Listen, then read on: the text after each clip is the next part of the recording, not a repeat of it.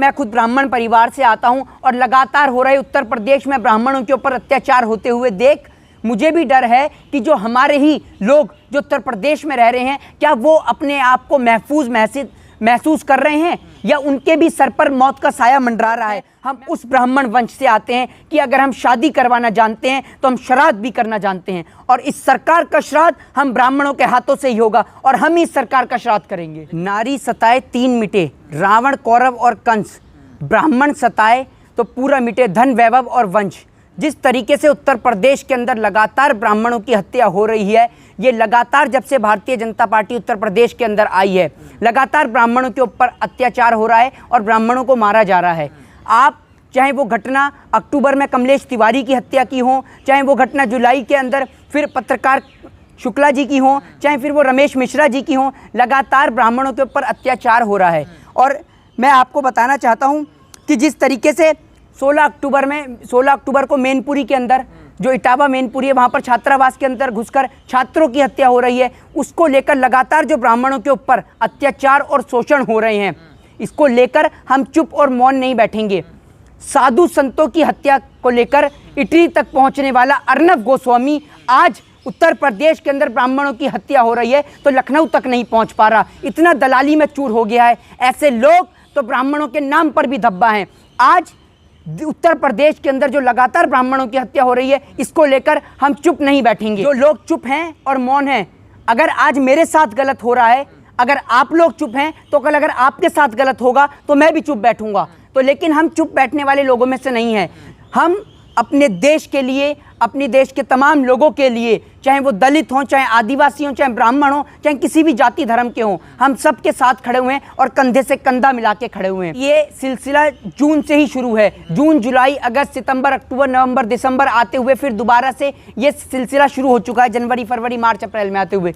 आप ये देखिए, अक्टूबर में कमलेश तिवारी की हत्या होती है। कमलेश तिवारी भावी मुख्यमंत्री का चेहरे थे उत्तर प्रदेश के अंदर, उनकी हत्या हो जाती है। और आप ये देखिए जिस तरीके से पूरे ब्राह्मण परिवार की लखनऊ के अंदर गला रेंत कर हत्या हो जाती है। चुप हो रहती है इस देश की मीडिया, पर हम चुप रहने वाले लोगों में से नहीं हैं। अपराधियों को सजा देने का काम तो इस देश के अंदर उत्तर प्रदेश पुलिस कर रही है। अरे अगर आप एनकाउंटर करने में इतने माहिर हैं तो एक एनकाउंटर उसका भी करिए जिसने बहन बेटियों के साथ में दुर्व्यवहार किया है, जिसने बहन बेटियों के साथ में अत्याचार किया है। एक एनकाउंटर उस कुलदीप सिंह सेंगर का भी होना चाहिए। एक एनकाउंटर आसाराम, राम रहीम, एक एनकाउंटर चिन्मयानंद, नित्यानंद जैसे लोगों का भी होना चाहिए। इनका एनकाउंटर करने में क्यों पुलिस पीछे है? भारतीय जनता पार्टी की जो दलाली करेगा, जो उनके जूतियों को स्वीकार करेगा, वो जब तक बचा हुआ है और जब तक जैसे ही उसने उनके विद्रोह के खिलाफ एक पे डाल के कफन, आपने 100 के राज कर दिए दफन। आपने एकमात्र विकास दुबे को मारकर उन लाखों हजारों नेताओं को बचा लिया जिनकी फोटो सोशल मीडिया पे लगातार वायरल हो रही थी विकास दुबे के साथ में। चाहे वो भारतीय जनता पार्टी के प्रवक्ता डॉक्टर संबित पात्रा हों, अरे डॉक्टर काहे के, कोरोना जैसी महामारी में एक उनकी वीडियो वायरल नहीं हुई जो इसमें उन्होंने लोगों की मदद की हो। ऐसे लोगों को तो डॉक्टर बोलते में भी मुझे शर्म आती है। चाहे फिर वो भारतीय जनता पार्टी के गृह मंत्री अमित शाह हों, चाहे रक्षा मंत्री राजनाथ सिंह हों, बड़े बड़े तमाम नेताओं के साथ में इनकी लगातार फोटोज और वीडियोस सोशल मीडिया पे वायरल हो रही हैं। मैं खुद ब्राह्मण परिवार से आता हूं और लगातार हो रहे उत्तर प्रदेश में ब्राह्मणों के ऊपर अत्याचार होते हुए देख मुझे भी डर है कि जो हमारे ही लोग जो उत्तर प्रदेश में रह रहे हैं, क्या वो अपने आप को महसूस कर रहे हैं या उनके भी सर पर मौत का साया मंडरा रहा है। मैं आपको बता दूं कि अगर यही विकास दुबे कांग्रेस के अंदर होता तो उत्तर प्रदेश के माननीय मुख्यमंत्री योगी आदित्यनाथ जी उसे हेलीकॉप्टर के जरिए लेकर आते। पर जिस तरीके से बीजेपी में होता, अगर यही मैं आपको कह रहा हूं कि अगर इन्हीं की फोटो, विकास दुबे की फोटो कांग्रेस के नेताओं के साथ में होती तो उत्तर प्रदेश के मुख्यमंत्री ने गाड़ी की जगह हेलीकॉप्टर से लेके आया जाता। पहले वन डे, पहले डे तो कभी नाइट, और अब 2 दिन के दौरे पर कोरोना पहुंच चुका है उत्तर प्रदेश।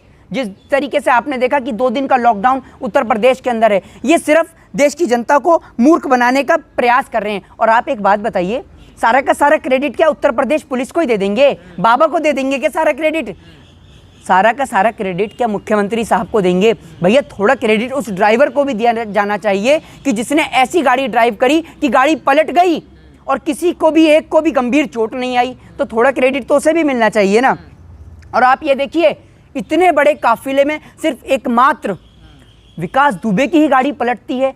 और थोड़ी सी ट्रेनिंग तो एसटीएफ को भी दी जानी चाहिए कि वो अपने हथियारों को संभालने में असफल है। और एक बात बताइए कि कल तक लंगड़ा के चलने वाला विकास दुबे अचानक भागने कैसे लगा, इसका भी तो जवाब दीजिए। पर मैं कहना ये चाह रहा हूं कि एक पे डाल के कफन आखिर आपने क्यों कर दिए 100 के राज दफन। अगर उस विकास दुबे को लेकर आया जाता कटघरे के अंदर, उसके साथ प्रेस कॉन्फ्रेंस की जाती, तो मैं आपको बता रहा हूं कहीं ना कहीं उत्तर प्रदेश के मुख्यमंत्री योगी आदित्यनाथ की कुर्सी को खतरा था और उत्तर प्रदेश के अंदर निश्चित ही सरकार का तख्ता पलट होता। कानपुर वाले विकास दुबे ने एक काम तो बड़ा अच्छा कर दिया कि सोशल मीडिया पे चलने वाले, नेशनल मीडिया पे चलने वाले इंडिया और चाइना के युद्ध को रोक दिया। जिस तरीके से नेशनल मीडिया पे, भारतीय मीडिया पे भारत और चाइना का युद्ध चल रहा था, विकास दुबे ने उस युद्ध को रोक दिया। और आप ये देखिए, ये सारा का सारा फिल्मी सीन, जिस तरीके से आपने सभी ने देखा होगा कि जिस तरीके से कोर्ट के अंदर गवाह जाता है, नेता के खिलाफ गवाही देने जाता है, या तो उसकी गाड़ी पलट जाती है या उसको मार दिया जाता है। तो ये सारा का सारा फिल्मी सीन क्रिएट किया जा रहा है। और आप ये देखिए, 2014 से पहले एनकाउंटर जान बचाने के लिए किया जाता था और अब एनकाउंटर सरकार बचाने के लिए और कुर्सी बचाने के लिए किया जा रहा है। और मैं आपको बता दूं, ब्राह्मणों से इतनी नफरत क्यों भाई? तुमको सांसद रहते हुए गोरखपुर में कभी हरिशंकर तिवारी ने पनपने नहीं दिया, तुम्हें इसी बात का डर है क्या? इन्हें डर सिर्फ इस बात का है कि जब हरिशंकर तिवारी सांसद थे तो योगी जैसे लोगों को पनपने नहीं दिया, क्योंकि योगी आदित्यनाथ के ऊपर भी तमाम मुकदमे और चार्जेस हैं।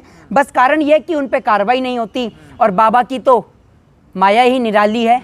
उत्तर प्रदेश के अंदर मजदूर व्यापारी, जो मजदूर है, वो उत्तर प्रदेश की सीमा पार नहीं कर पाता और गुंडे बदमाश लखनऊ की सीमा पार करके उज्जैन तक पहुंच जाते हैं, एमपी तक पहुंच जाते हैं। तो बाबा की तो कहीं ना कहीं जो है लीला ही न्यारी है। कि मैं ये अपने पॉइंट ऑफ व्यू से कहना चाहता हूं कि कहीं ना कहीं विकास दुबे तक यह संदेश पहुंचाया गया होगा कि जिस तरीके से डीएसपी देविंदर सिंह, आप एक बात बताइए, डीएसपी देविंदर सिंह का क्यों एनकाउंटर नहीं हुआ? इतनी बड़ी साजिश में लीन, देश के खिलाफ इतना बड़ा षड्यंत्र रचने वाला डीएसपी देविंदर सिंह आज खुलेआम घूम रहा है। मुझे लगता है कहीं ना कहीं, मैं अपने पॉइंट ऑफ व्यू से कहना चाहता हूं कि विकास दुबे को कहीं ना कहीं ऐसा संदेश पहुंचाया गया होगा कि आपको कुछ समय बाद बेल पर रिहा कर दिया जाएगा, आप सरेंडर कर दीजिए। जिस कारण से उसने सरेंडर किया और आज उसके साथ ये घटना घट गई। काश कोरोना भी सरकारी फंड की तरह होता, पीएम फंड की तरह होता, कि जो नेताओं तक ज़्यादा पहुंचता है और देश की जनता तक कम। हम इस देश के अंदर बात कर रहे हैं उन तमाम ब्राह्मणों की जिनकी हत्या उत्तर प्रदेश में योगी सरकार के होते हुए हुई है। और हम गर्व करते हैं कि हमने भारत जैसी मिट्टी में जन्म लिया और हमें तो गर्व है अपने पूर्वजों पर। देश के अंदर किसी भी राजा महाराजाओं का इतिहास छान के देख लीजिए, जब बात आती है देश की तो हम लोग वो लोग हैं, हम उस ब्राह्मण वंश से आते हैं कि अगर हम शादी करवाना जानते हैं तो हम श्राद्ध भी करना जानते हैं। और इस सरकार का श्राद्ध हम ब्राह्मणों के हाथों से ही होगा और हम ही इस सरकार का श्राद्ध करेंगे। गुंडे बदमाश किसी भी जाति और धर्म से नहीं होते, उनकी ना कोई जाति होती है ना कोई उनका धर्म होता है। हम उन तमाम ब्राह्मणों की बात कर रहे हैं जिनकी हत्या योगी राज में हुई है। और उत्तर प्रदेश के मुख्यमंत्री चुप और मौन। कभी ये दलितों को मरवाते हैं, कभी मुस्लिमों को मरवाते हैं, कभी सिखों को मरवाते हैं, कभी ईसाइयों को मरवाते हैं। तो मैं आपको बता दूं, ये सिर्फ कुर्सियों को मानने वाले लोग हैं। इनके लिए कुर्सी अहमियत रखती है, ना ये देश अहमियत रखता है, ना इस देश के लोग इनके लिए अहमियत रखते हैं। और मैं आपको बता देना चाहता हूं कि अभी बाबा, बड़े वाले बाबा जो हैं वो लापता हैं। बड़े वाले बाबा थोड़े दिन में अभी एक इंटरव्यू देने वाले हैं। वो कहने वाले हैं, भाइयों और बहनों, मेरा बिहार के साथ में पुराना नाता है। जब मेरी माँ लिट्टी बनाया करती थी तो मैं बिहार से चोखा लेने जाया करता था। तो वो बिहार के बाबा भी आपको नजर आने वाले हैं। बिहार का खोया हुआ बेटा जो कुंभ के मेले में खो गया था, बाबा प्रधानमंत्री मोदी अभी मिलने वाले हैं। बाबा थोड़े दिन में कहने वाले हैं कि भाइयों और बहनों, मैं इस बिहार की मिट्टी में पैदा हुआ, मैंने इस बिहार की मिट्टी से जन्म लिया, मेरे पिताजी बिहार में रहा करते थे। ऐसा भी बाबा संदेश देने वाले हैं। पर मैं आपको बता दूं कि हम ब्राह्मणों की हत्या पर अब चुप और मौन नहीं रहेंगे और देश के अंदर लगातार हो रही ब्राह्मणों की हत्या को लेकर हम आवाज उठाएंगे और सुप्रीम कोर्ट तक जाएंगे। लेकिन अगर ब्राह्मण अपराध करेगा तो? ब्राह्मण अगर अपराध करेगा तो उसके लिए वही सजा होनी चाहिए जो उसके लिए सजा जायज है। उस सजा का फैसला इस देश की न्यायपालिका करेगी, ना कि पुलिस। अगर किसी का एनकाउंटर, आप एक बात बताइए, अगर कोई अपराधी भागता है तो उसके ऊपर पुलिस को राइट है कि उसकी कमर से नीचे गोली चलाई जानी चाहिए। आपने उसकी छाती पे गोली कैसे लगी? कोई उल्टा भाग रहा था क्या वो विकास दुबे? ये बताइए। और आपने मीडिया को भी जाने से मना कर दिया। तो ये शक है, षड्यंत्र है या कोई साजिश, और इस साजिश का पर्दाफाश करता खुद विकास दुबे। एक पे डाल के कफन 100 आपने नेताओं के राज कर दिए दफन। क्योंकि अगर वो विकास दुबे पकड़ा जाता तो इन दरिंदों का, इन नेताओं का खुलासा होता, जिन नेताओं ने उसका इस्तेमाल करा था, उस नेताओं ने इनका इस्तेमाल करा। और आप एक बात बताइए, योगी आदित्यनाथ जी कहते हैं कि सब कुछ खत्म हो चुका है, तो एक बात बताइए कि आखिर योगी राज में कैसे के 47 विकास दुबे के घर तक रहती है? कहीं ना कहीं इसका श्रेय यूपी पुलिस को भी जाता है, कहीं ना कहीं इसका श्रेय उत्तर प्रदेश के अंदर भी जाता है, उन नेताओं को भी जाता है। और आप एक बात बताइए, जिस तरीके से आपने विकास दुबे के घर पे बुलडोजर चलवा दी, तो आप एक बात बताइए, जिन नेताओं को, जो सपा के नेता थे ब्राह्मण के, जो कांग्रेस के नेता थे ब्राह्मण, और जो तमाम पार्टियों के नेता थे ब्राह्मण, और जो मंदिर के पुजारी थे, मंदिर के मठाधीश थे, यहाँ तक कि जो पत्रकार थे, उत्तर प्रदेश के अंदर वो जो लोग मरे हैं, वो जो ब्राह्मण मरे हैं, किनके घर पे बुलडोजर चलवा के उनके घर का भुगतान किया जाएगा? कैसे चलेगा उनका घर का खर्चा? जरा जवाब दीजिए उत्तर प्रदेश के मुख्यमंत्री जी कि किसके घर पे चलवाएंगे बुलडोजर, और आपको जवाब देना होगा। और आपको बता दूं कि हम वो ब्राह्मण हैं जो शादी भी करवाते हैं और शराब भी, और इस सरकार का श्राद्ध हम ब्राह्मण पढ़ेंगे। AIDS की रिपोर्ट के मुताबिक भारतीय जनता पार्टी ने 100+ ऐसे कैंडिडेट उतारे थे लोकसभा इलेक्शन में जिनके खिलाफ आपराधिक मुकदमे थे। तो एक SIT का गठन उनके लिए भी किया जाना चाहिए। उत्तर प्रदेश के मुख्यमंत्री के ऊपर तमाम तरीके के चार्जेस थे, इनके अंदर तमाम तरीके के नेता आरोपी हैं।